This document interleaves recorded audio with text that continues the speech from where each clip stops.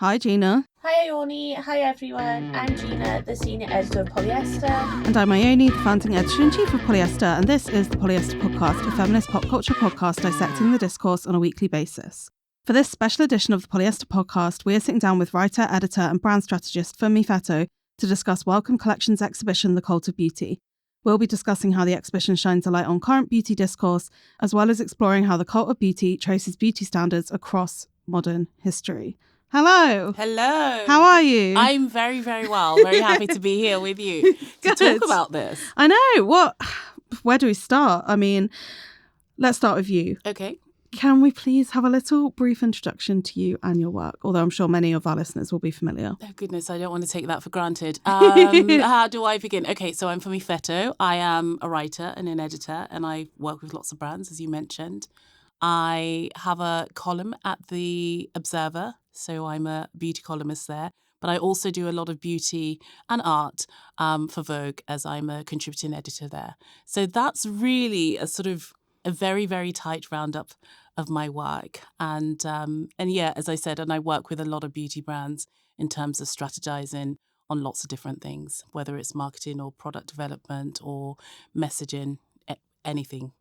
You've really. got your own podcast as well. I do, which I've been, it's sort of been sleeping for a while, and I'm not sure when I'm going to wake it up because it is a lot of work. So I take my hat off to you two. Oh, thank you.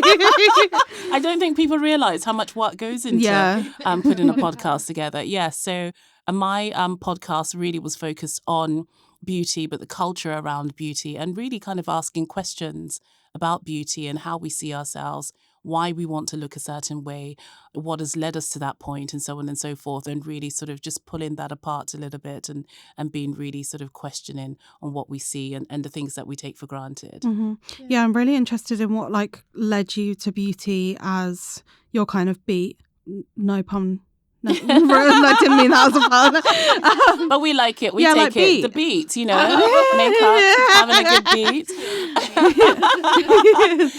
My foray into beauty was actually totally accidental. Mm-hmm. I was interested in beauty, most girls in their teens and so on, would explore and experiment with beauty. But I never really thought about it in terms of going into a career in beauty at all. I wanted to work in magazines, although I didn't study journalism or fashion. I studied finance and then left my job one day and started interning on a fashion magazine. And I was not interested in the beauty pages at all because nothing in there spoke to anyone who looked like me. Mm-hmm. So it just wasn't even on my radar. And I think it's when I went freelance later on in my career, not so much later on, but still quite early on in my career, then I started writing about beauty because when you're freelance, I think you turn your hand to lots of different things. And I started getting some requests for people to, for me to, write about beauty as it pertains to people of colour. Mm-hmm. And that's really how it sort of started. And it wasn't because I was really that in love with beauty. It was really probably because I was really irritated by the fact that it just wasn't particularly inclusive and the conversations were so narrow. And also in terms of how beauty is explored, a lot of times it's quite facile and it's very superficial. And I kind of wanted to dig a little bit deeper. So it was kind of twofold. And that's how I sort of ended up going in there. In some ways, I feel like I can be, I do like beauty and I use it and explore it and so on. But sometimes I feel like I'm sort of an anti-beauty editor. Yeah, I think that makes sense. Yeah. It's definitely similar to our approach towards beauty at Polyester, I think, as well. How do you think kind of standards have changed over your career of beauty? Whew. It's a big question, sorry. Have they changed? I think on the surface, people think things have changed, but actually I don't think they have. I think what we're seeing is just a different iteration of something that has always existed. Mm-hmm. And I think that it's probably, more aggressive in terms of the pursuit of a certain standard because of social media, because we're sort of plagued by so many different touch points of information. So really, has it changed? I think superficially it's sort of changed. I think maybe in some ways we're sort of more accepting or we think we're more accepting. And then, you sort of step into real life outside of certain circles and you think, actually, people still think the way they think. They're still, desperately chasing after that body shape or that face shape or that nose shape or that lip. That it's still happening. We can see it. Because if it wasn't the case, we wouldn't have a beauty industry that was so commercially successful. So yeah, I would love to think that our standards have changed and we're just embracing all these other elements of what beauty could be and exploring them in their fullness. But I think we have a long way to go. Do you think that, this is like a very big depressing question. Just some warning there. Do you think it's possible to shift them like in any big, meaningful way? Yes. I think we can. I think it's a big job, but I think we can. But that will have to start with, a lot of us who have been exposed to all of these ideas of what beauty is so or much what it should be. conditioning. Yeah, we've been conditioned so much. I think if we actively decide to sort of think about, changing the way that we see beauty and also doing that, not just in terms of what we say, but also in practice as well. So for instance, with me, I really have issues with any sort of creams or things that say anti-aging or anti-wrinkle. I just think there is a real issue with that. And I think to myself, imagine if every single person thought, no, if it says anti-aging or anti-wrinkle, I will not buy it. Mm-hmm. The industry will have to shift to meet that need. So I think that as a consumer, we actually have quite a lot of power to change things. And I think also that's one part with all of us who are already conditioned and so on and have to fight against it on a daily basis. But then when we're looking at the sort of younger generation, and when I talk about younger generation, I'm talking about like the kids, the really small kids, and thinking about, okay, what sort of conversations you having around them? What are you talking to them about that makes them think that this is what beauty is, or this is what I should aspire to or not aspire to? I have children and I'm always having to talk to them about think of your body in terms of what it does and its functions and how, your body holds your digestive system and your body does this and you're able to do this. And, think of it in that way as opposed to the aesthetics and what that means and putting value on that. And I think if we all can play those roles with different people within our lives and being able to just channel a different kind of energy around what holds value, I think we can shift it. But I think it's something that we all have to have sort of individual responsibility for. Are we there yet? Are people willing to do that? Yeah. Community. Absolutely. I don't know if I'm being cynical at all, but I think I've noticed it in the body positive movement for sure, that the advertising companies and like marketing companies, instead of catering to maybe changing attitudes within the public, are just changing the words they use. Oh yeah, completely. Skims has come out and it's for smoothing, but that used to be Spanx and it was flattering. Like I feel like these big companies aren't going to change what they're flogging or trying to change the way that we see beauty. They're just going to change the words that we use around it so they can continue to diminish people. Yeah, and I think also fundamentally, in some ways, it's a sort of catch-22 situation, because really, when you think about it, what is the purpose of a company or a business? To make money. That is their ultimate goal, to make money. And so, yes, they want to make money in a way that is as morally justifiable as possible or ethically justifiable as possible. You hope. But there are certain things that they will simply do because they're like, well, there's a demand for that. There are lots of, women particularly who are, desperately looking for things to diminish wrinkles or to smooth, so-called, inverted commas, and to, slim them down in a certain way. And so the company's sort of like, well, why shouldn't we respond to that? Women want that. They don't want to take responsibility for not making women feel not making them feel like they're less than. They just think, well, if that's what they want, we'll give them that. They don't want to actually change things. This is what I'm seeing. A lot of them don't really want to change things. They want to change things to a certain degree, but when it starts to hit the bottom line, then it's like, oh. I think it's all about what's profitable. Like, it's interesting you said about Skims, because we were talking about the Kardashians and like how all of their clothing lines go up to like a 5X or something, which is obviously still quite rare. It's like, well, because they know there's a market for it and that's why they're doing it. They're not like, great moral saviors. But in many ways, I guess we can ask ourselves, does that really matter?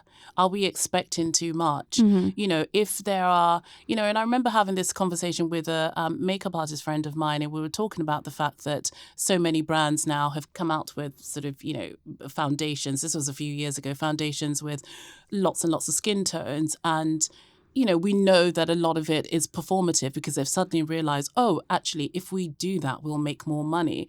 And that's a bit annoying. But we kind of were having this conversation around, well, does it really matter? Is it really important? Are we expecting too much of companies to sort of behave like people and have morals and have, so I don't know, that's all sort of out there. But fundamentally, they are companies and their job is to make money. Sadly, that's what it is. It was interesting in the Cult of Beauty exhibition to kind of see our vision of beauty and standards of beauty mapped to even like pre the rampant kind of like capitalist marketplace we have now, like seeing those like really old paintings and the busts and like thinking, well, there wasn't a market around this, but it still existed. What were your initial thoughts of like the show? I feel like it's so expansive, it's hard to have just like one thought. Yeah, it is so expansive. I mean, I think what was really interesting for me about the show, well, I mean, it touched so many areas of beauty, over the years and so on. So you see beauty from lots of different touch points and also in terms of different cultures and so on and so forth.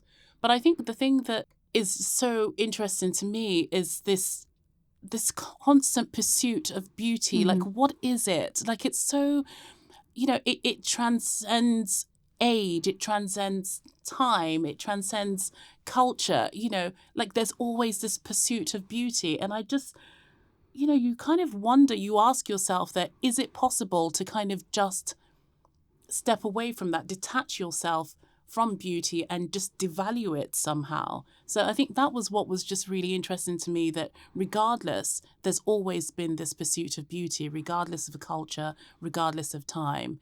And, we're still in it now.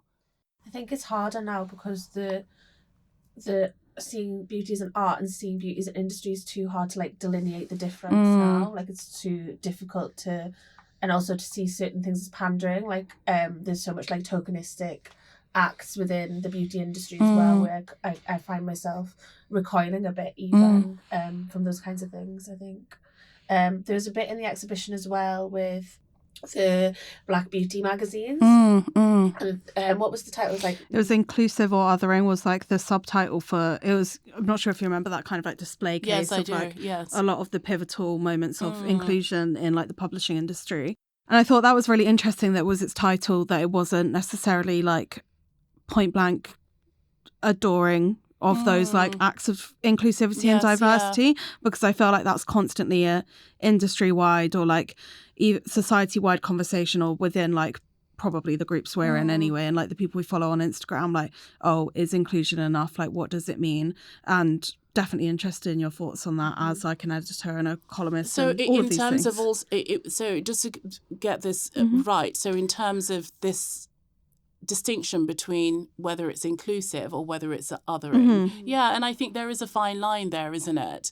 Sometimes you feel like there's a sort of tick box that kind of goes on. It's like, oh, let's get a black face in there somehow, and so on. And I see that happens with me when people ask me to do certain things, and I can tell the difference, whether it's being inclusive and trying to make sure that there's lots of different representations of a particular topic or whatever, or whether it's just a case of, well, this person fits that mold, so we have to put them in there.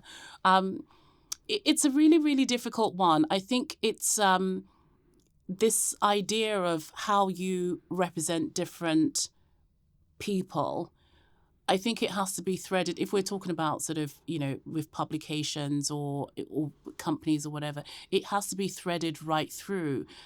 It can't be something that you only do at certain points. I mean, even when I think about, going into certain stores and they have, products for sort of black hair, a lot of times they'll sort of put that in the little corner, and that's the sort of ethnic corner, but they will see themselves as being inclusive. But for me, that's othering.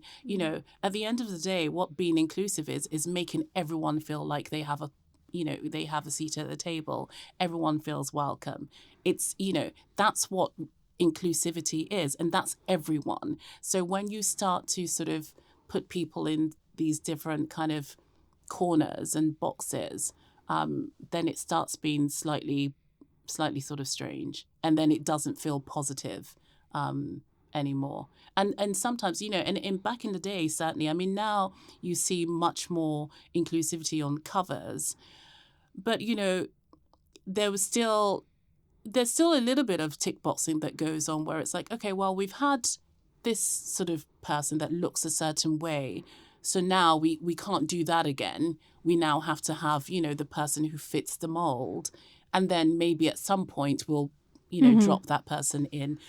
It still goes on a little bit today. We still see that. We definitely still see that. It's not, we're not at the point where it's like, oh yeah, that's all fine. We've kind of done it's like that. Everyone's on an even keel, kind of. I think it's kind of in the reporting of it as well, because they'll be like the really inclusive issue on Yeah. XYZ, and then it'll become its own news story that they've done that, and that kind of makes it separate. That's what makes it other. It should just be something that we don't even talk about anymore.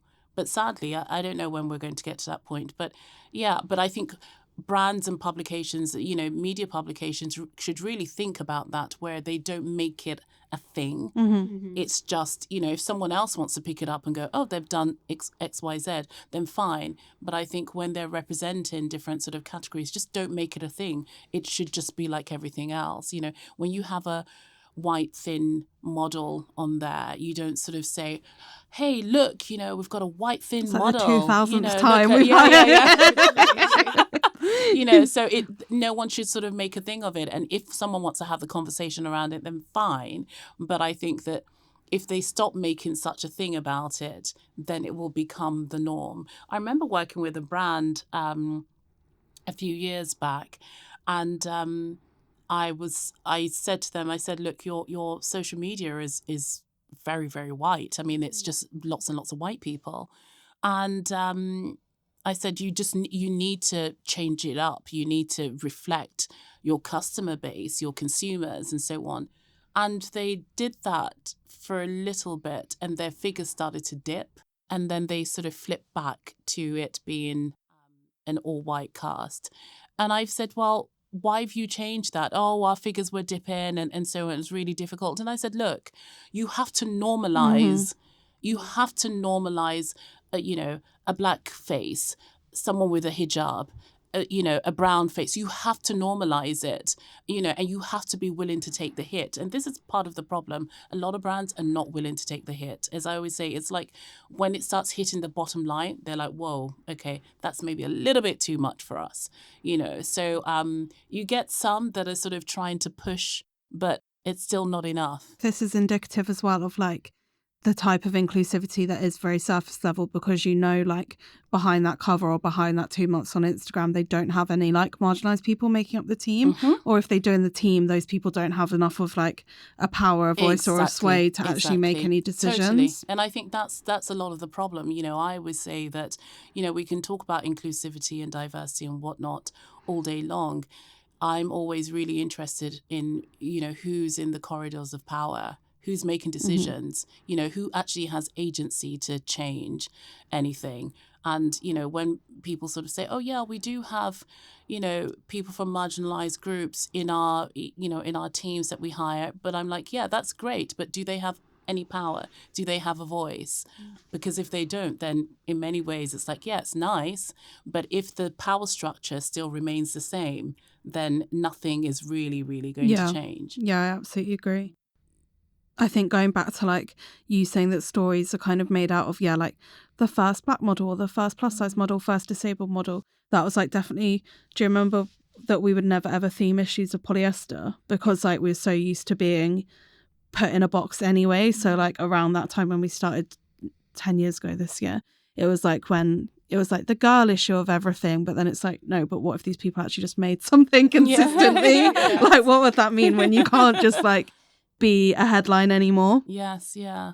So moving on, I definitely found the kind of final installation in the exhibition, which was like a recreation of a club bathroom that had like a lot of not interactive elements, like multimedia elements. Is that what like lots of TikTok TikTok was playing, like group chats buzzing. I found that like possibly like one of the most engaging things for me personally. I'm interested in what you thought of it when you saw it. I think because it was so visceral, like usually you're engaging that content so passively on your phone, you don't even register that you are. Whereas put in front of you, I was like, oh, it's this almost is actually quite a shocking. lot. Yeah, it's quite shocking. Like, I wish I had this like above my bath. Yeah. Yeah, it was quite intense, and it speaks to the intensity of what we're dealing with on social media right now. I mean, the content is really a lot, and it is really, really overwhelming. And it's alarming, I think, in terms of what we're digesting without sort of realizing it. We're so, like, our subconscious is kind of like normalizing the amount of content that is put out there around beauty on social media. And we are absorbing so much of that without sort of realizing. So in the exhibition, when it's sort of presented to you, you're just like, wow, okay. It does make you think. And it made me think of like, I'm not sure if you've seen all of the viral stories about 10-year-olds shopping in Sephora and like trying to get drunk elephant stuff for Christmas and all of that kind of thing. I mean, how do they even afford it? Drunk elephant is not it's cheap. I'm like, girl, you have more money than I did when I was 10. I can't even buy one now. I like see those little gift sets. I'm like, please. It must be especially like jarring for you as a mother then. You know, I think there are a few things. So on one hand, I think we also, the older lot, as it were, I hate to use that word, but yeah. But we need to think back to, okay, when you were that age, for anyone who was interested in beauty, you were interested. Yeah. You wanted to experiment with things. It's just like you just didn't have the buzzy brands like the Drunk Elephant, and you didn't have the Sephora. I mean, we had like the local chemist with like really chalky eyeshadow, and you might get a Rimmel black cherry if you're lucky. Information even. We didn't. We didn't have YouTube tutorials. Exactly, and that's the difference. We didn't have any of that. So I'm wondering whether that is really just the repercussions of having, you have social media and you have all of this information at your fingertips. It's just everywhere. They're surrounded by it. I have nieces who are, they're just turning sort of teen sort of ages. Yeah, they're about sort of 12 and they're really into beauty. They're really into all sorts of beauty and fragrance and so on. They're really, really engaged with all of that. Apparently, like Superdrugs is like the place now where everyone hangs out. Never mind Sephora. For all the little ones, that's where they like to hang out because also, for the most part, the ones who have only a little bit of pocket money, those are the bits that they can afford. So in many ways, I think it is concerning if you have, the guardians and the parents or whatever of those children, because essentially that's what they are, who facilitate that. I think that's more where it's concerning, because at the end of the day, my kids certainly can't come to me and say, can I have a Drunk Elephant thing? Because you're not getting it.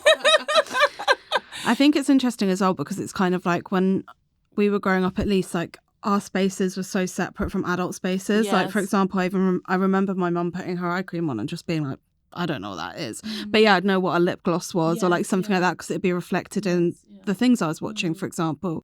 But I feel like beauty routines used to be quite a lot more hidden. Like you wouldn't really necessarily admit to using an anti-aging thing or admit to this because it would be seen as like, well, you think you're getting old or something. Do you know what I mean? But do you think, I wonder trying to steer it to the positive. Yes, yeah. If children and teens getting so involved with the actual like granular, what it means to be aging, what it means to be this, will kind of throw up more radical ideas earlier on. Because surely if you're like, at one point, if you like look back and you're 13, you realize you were 10 putting on like a retinol, something's gonna snap in you at some point. Yeah, but I'm wondering whether it will, whether them sort of starting that journey at 10, they'll just ride it for the rest of their days, and I think it'll take a while before they sort of snap back and kind of think, actually, hang on a second, that's not quite right. I think the change sort of needs to come here at this point where, yes, you're not going to shift from the tweens necessarily not being interested in beauty. And that's not really the conversation. It's more about sort of educating them in many ways. I think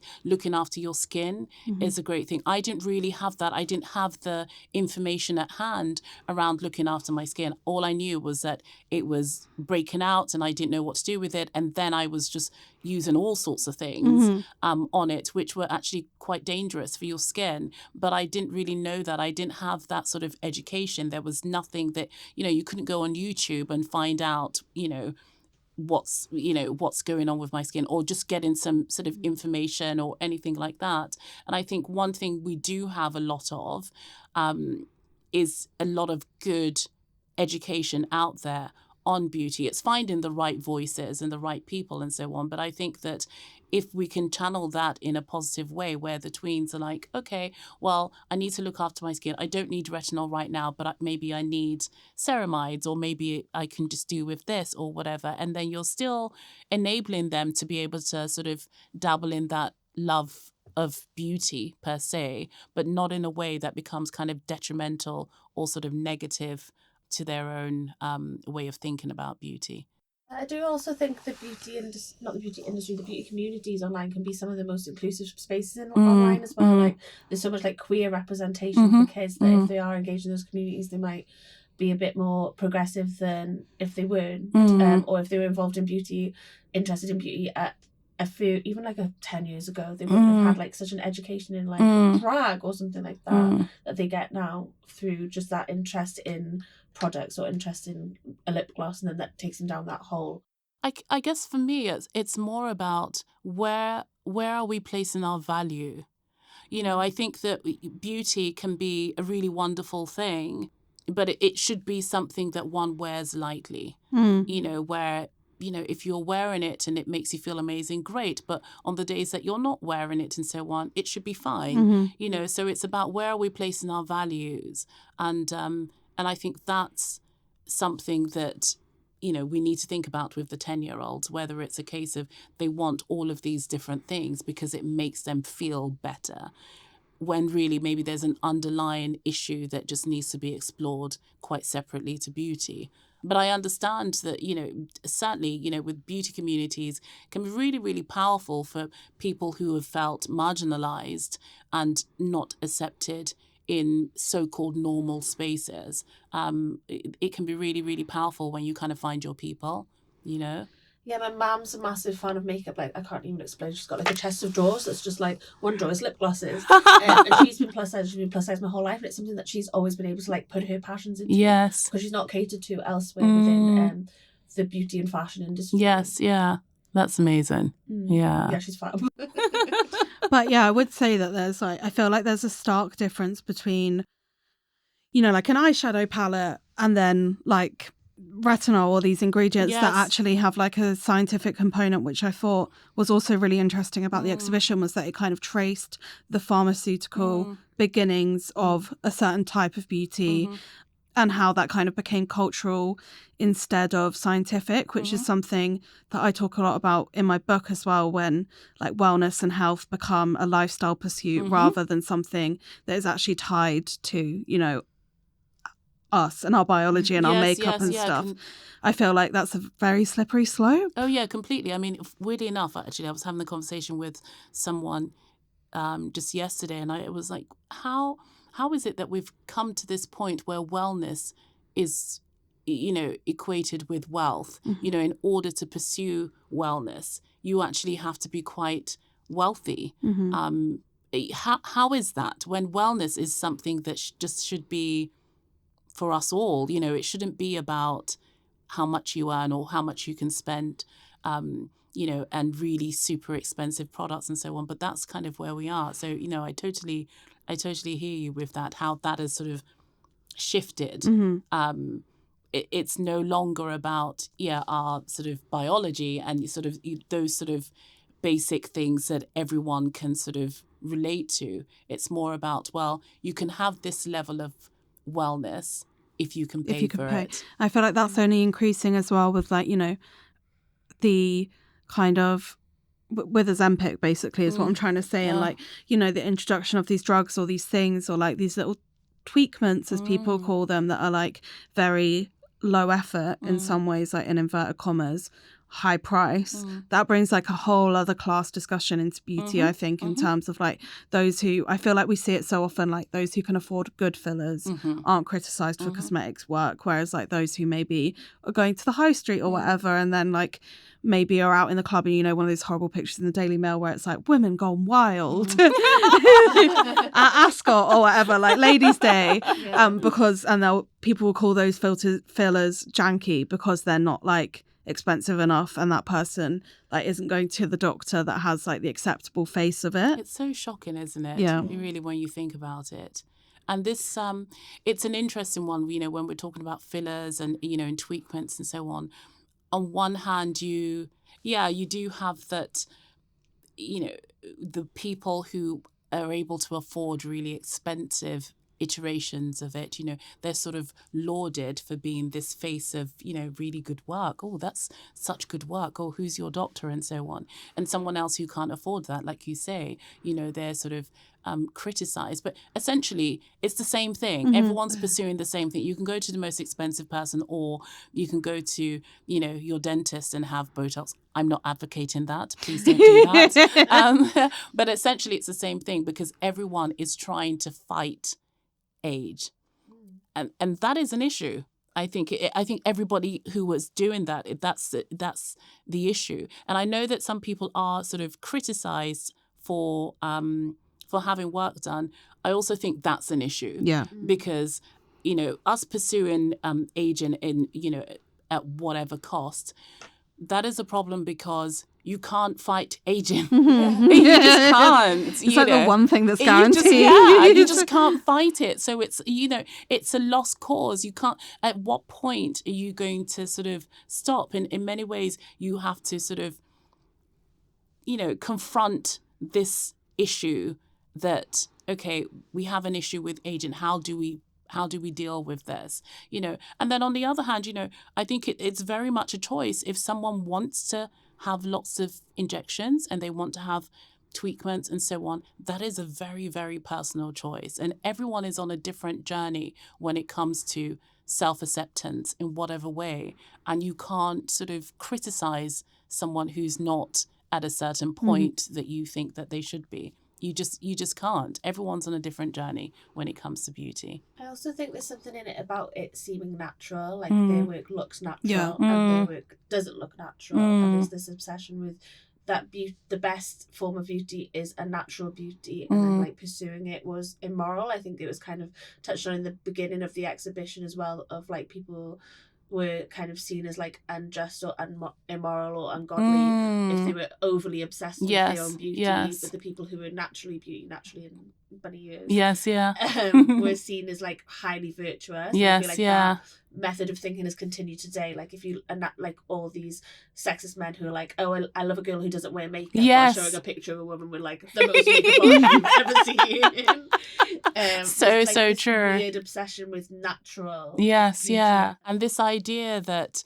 you know, the more sort of pious you are, and so it sort of shows on your skin. But yeah, I mean, some of the so-called beautiful people, for me, that I've met, like lots of so-called, you know, people that society will deem really beautiful, are some of the most hideous people I've ever met. You know what I mean? Yes. So I you know, this idea that we still like to correlate those two things, I just think it doesn't even make any sense. It really, really doesn't. But yes, I do think that it's because we put beauty on such a pedestal. That's the problem.